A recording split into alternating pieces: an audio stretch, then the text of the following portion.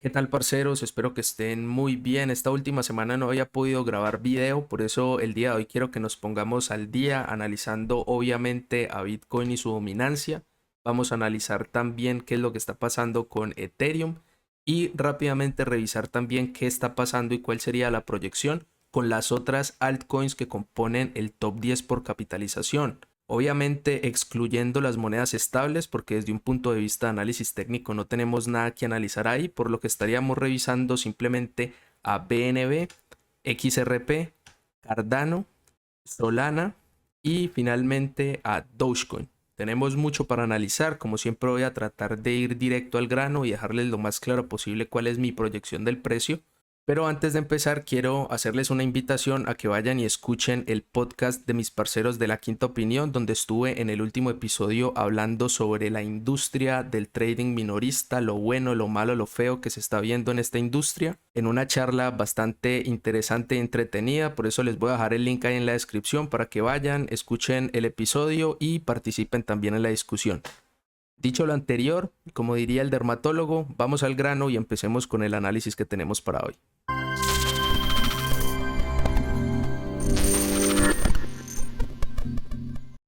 Empezamos con Bitcoin, que ha empezado la semana todavía con algo de sentimiento bajista, arrastrado a la baja todavía por la caída que estamos viendo en los principales índices como el Nasdaq y el S&P 500, que todavía presentan caídas, bastante miedo y riesgo de que vayan a seguir marcando nuevos mínimos para el año. Concretamente, en cuanto a Bitcoin y el mercado cripto en general, creo que ese colapso monumental que vimos hace algunos días del protocolo de Terra Luna y la moneda estable UST hizo que los precios cayeran mucho, muy rápido, con un nivel tan alto de volatilidad y de pánico que pondría a pensar que esto ya fue la capitulación del mercado cripto. Sin embargo, creo que es todavía apresurado decir que ya hemos visto una capitulación en el mercado cripto, mientras que los activos tradicionales todavía no han mostrado esa potencial capitulación. Desde hace varias semanas hemos venido comentando y proyectando que el momento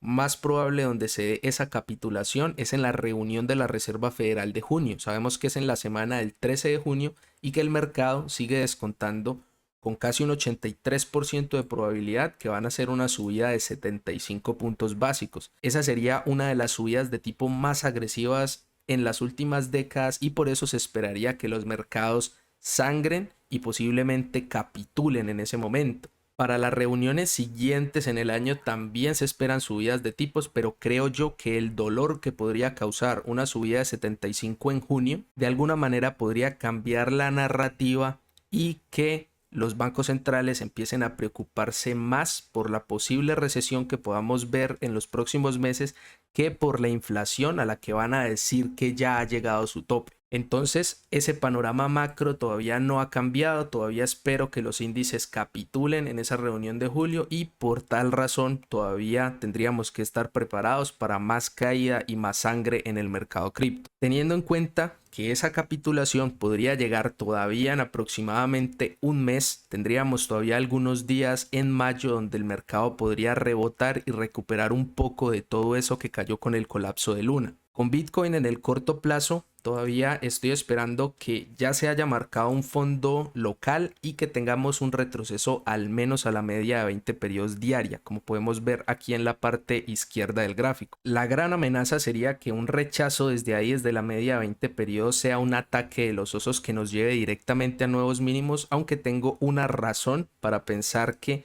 el movimiento que se podría dar de aquí hasta el final de mayo sería un ABC, donde la onda A terminaría ahí en la media de 20.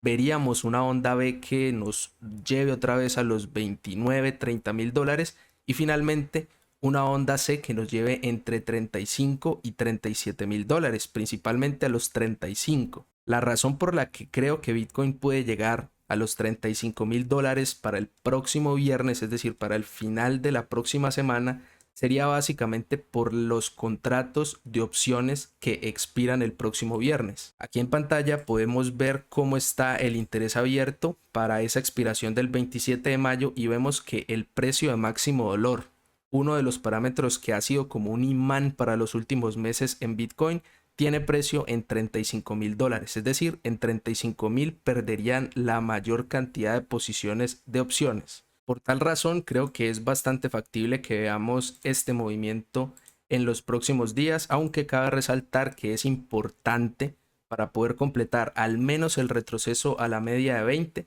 que los índices en los próximos días eviten marcar nuevos mínimos. Aquí en pantalla tenemos en la parte de arriba el Nasdaq y el S&P 500 y en la parte de abajo tenemos a Bitcoin y a Ether.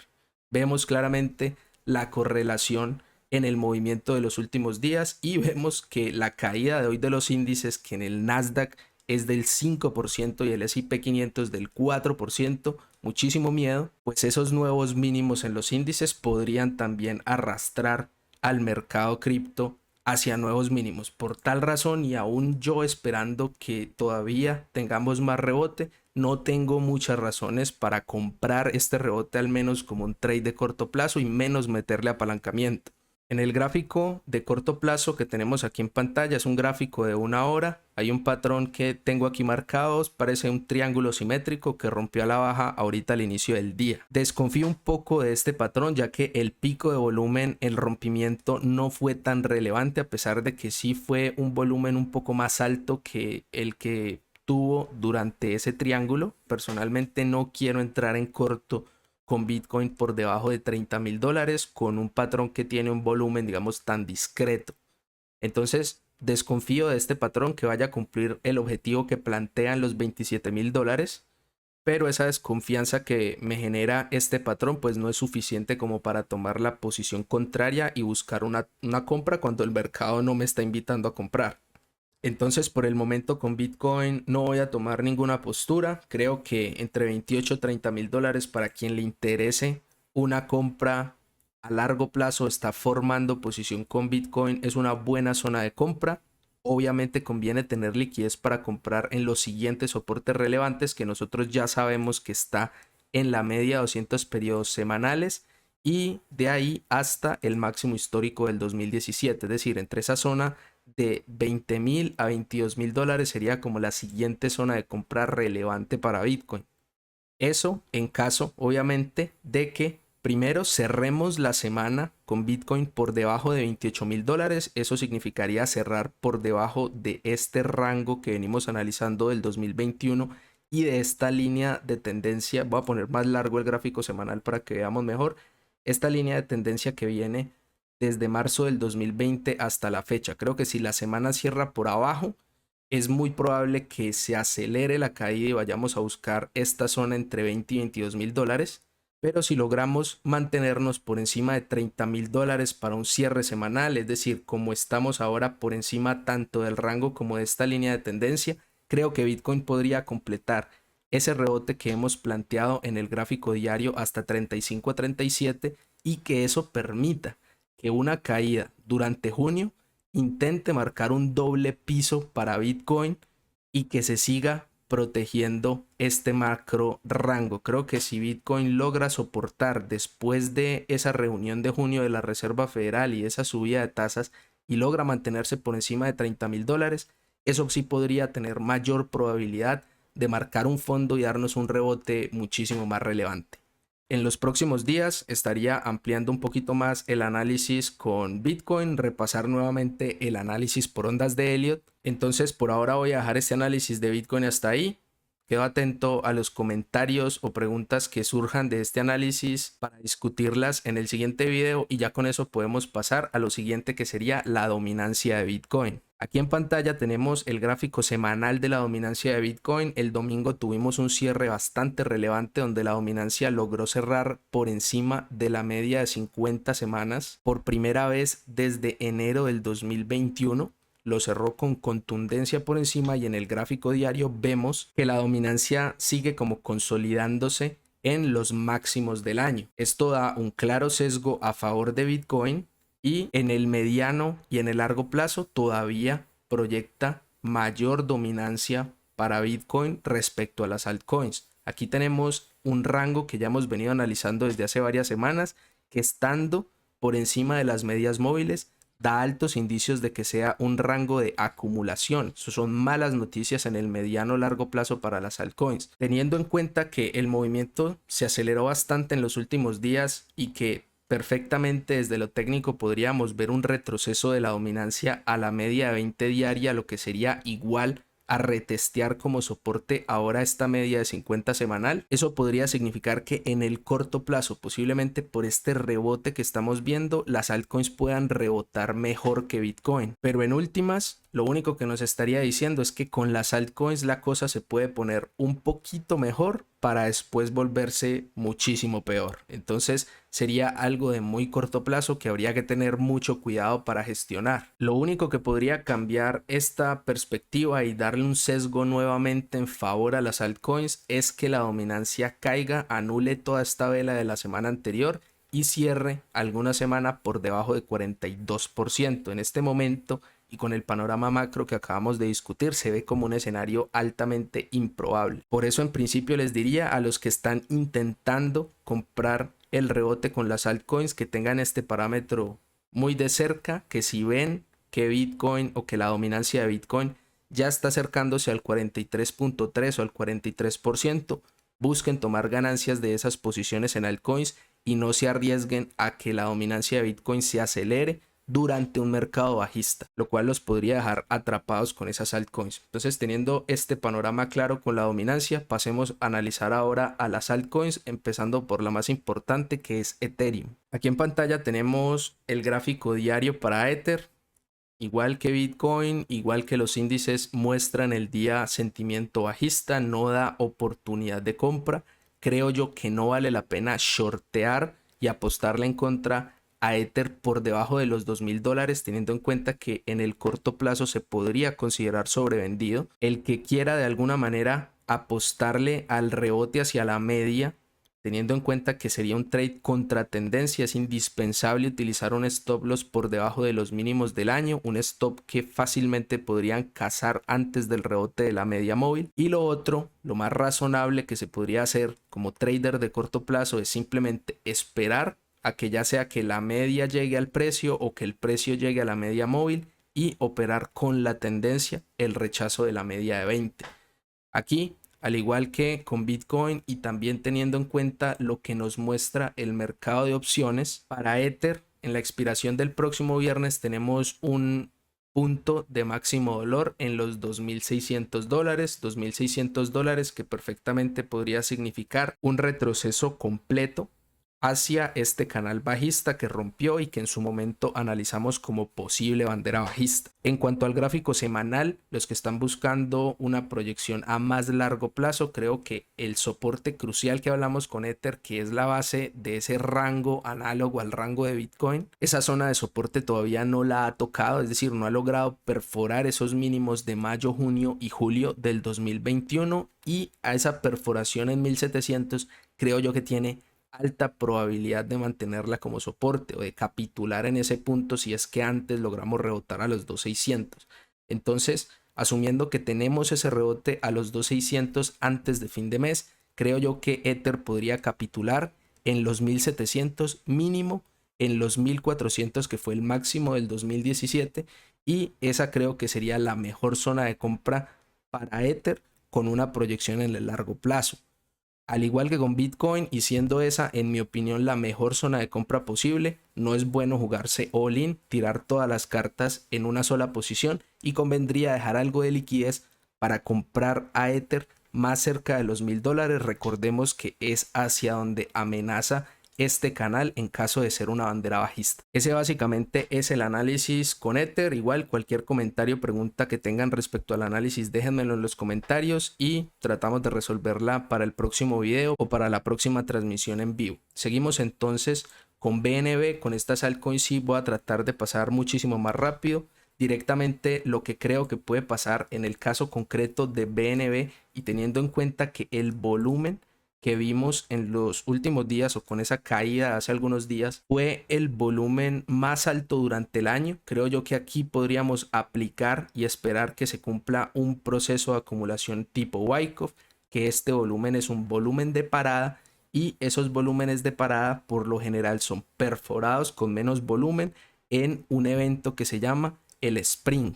Entonces eso es lo que yo estaría esperando con BNB, que vuelva a perforar estos mínimos con mucho menos volumen y a partir de ahí empezar a formar posición en un proceso de acumulación que posiblemente dure varias semanas. Esa sería entonces la proyección con BNB y seguimos con la proyección de XRP. En el gráfico semanal es donde veo cosas más interesantes para XRP. Creo que, y ya habíamos discutido este patrón, un posible triángulo descendente que rompió la semana pasada, rompimiento que también excedió la media de 200 periodos que no perdía desde también inicios del 2021. Entonces en este gráfico semanal igual estaría, creo que esperando lo mismo que en el gráfico diario, un rebote a 0.50, máximo 0.52 para después seguir cayendo. El gran problema es que este triángulo descendente da un objetivo de caída de 70% bajo el rango, lo cual sería de 0.5 aproximadamente a 0.15.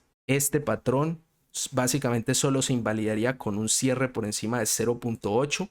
Consideraríamos en ese momento que este rompimiento bajista ha sido una trampa y por encima de 0.8 ya la idea sería buscar cualquier retroceso para irse con una tendencia alcista. ¿Y por qué podríamos decir que habría muy buenas probabilidades de una tendencia alcista? Bueno, pues si logra superar 0.8 no solo invalida el triángulo descendente, sino que se pone por encima de todas las medidas móviles en el semanal y en el diario. Entonces, mientras eso no pase, mientras XRP no supere los 0.8, vamos a considerar que se mantiene bajista, que tiene una resistencia crucial en 0.5 y un objetivo bajista en el mediano largo plazo por debajo de 0.2. Pasamos a analizar a Cardano. Cardano, una de las cripto que ha tenido menos rebote y que ha llegado a caer ya casi un 90% respecto a su máximo histórico. Como BNB hizo también el máximo volumen del año con esa caída, entonces también estaríamos atentos y abiertos a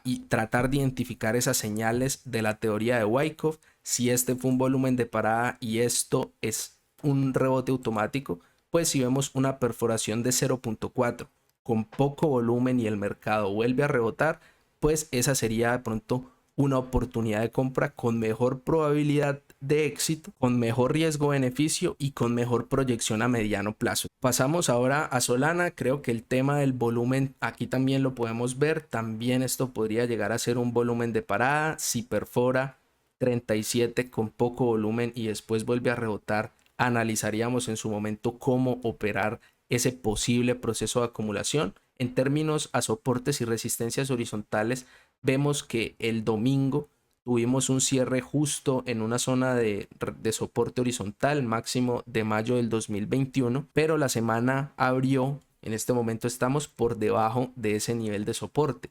Entonces, teniendo eso en cuenta, el siguiente soporte que ya podemos ver en los mínimos de mayo, precisamente aproximadamente entre 19 y 20 dólares, esa sería la mejor zona de compra posible y muy sobrevendida para Solana, con potencial de mantenerla a mediano largo plazo. En este momento creo que no hay nada que invita a entrar. Un rebote máximo se podría esperar a los 70-80 dólares, básicamente a este soporte anterior que rompió y que todavía no ha retesteado. Entonces entre 75-80 creo que es el techo que podría tener Solana en el corto plazo, a pesar de que podría representar desde donde estamos un 40-50% de subida, pues realmente no hay ningún patrón que nos invite a entrar y tendríamos que arriesgar más o lo mismo de lo que estaríamos buscando en un trade contra tendencia. Entonces por ahora con Solana lo mejor sería esperar. La compraría si llega a los 20 dólares. Si no llega a los 20 dólares, pues ya trataría de comprarla a mediados de junio, cuando creo que el mercado puede capitular. Y listo, parceros, terminamos con Dogecoin, la moneda del perrito. Esta moneda del perrito ya habíamos analizado desde hace varios días y desde que estaba formando este patrón que era un hombro, cabeza, hombro bajista, que da objetivo en la zona donde estamos en este momento. Recordemos que esta volatilidad, que creo que también fue producto de un comentario de Elon Musk y de el CEO de Robinhood, pues finalmente lo que terminó siendo fue una trampa, posiblemente cazar los stops de los que identificaron este hombro, cabeza, hombro bajista, y finalmente pues listo, llegó a la zona objetivo. En este momento está rondando una zona de soporte muy importante, el máximo de enero del 2021. Creo que si esta semana logra mantenerse por encima de ese nivel, que es 0.88, podría todavía rebotar hacia la media de 20 periodos entre 0.1 y 0.12, y después si todavía le quedaría más caída. En el caso de Dogecoin no tenemos un volumen relevante que podríamos decir que tiene el potencial de ser un volumen de parada. Por eso en este momento Dogecoin, de las que hemos analizado, es la que menor probabilidad tiene de estar en un proceso de acumulación. Teniendo en cuenta que estamos en un soporte importante de largo plazo y que Doge ha llegado a caer 80, y bueno, ya ha llegado a caer 90% bajo el máximo histórico, en este momento 88% bajo el máximo histórico, es decir, ¿vale la pena hacer una compra pequeña con Dogecoin? Creo yo que sí. ¿Vale la pena darle más de, no sé, el 2 o el 5% del portafolio? En mi opinión, no vale la pena.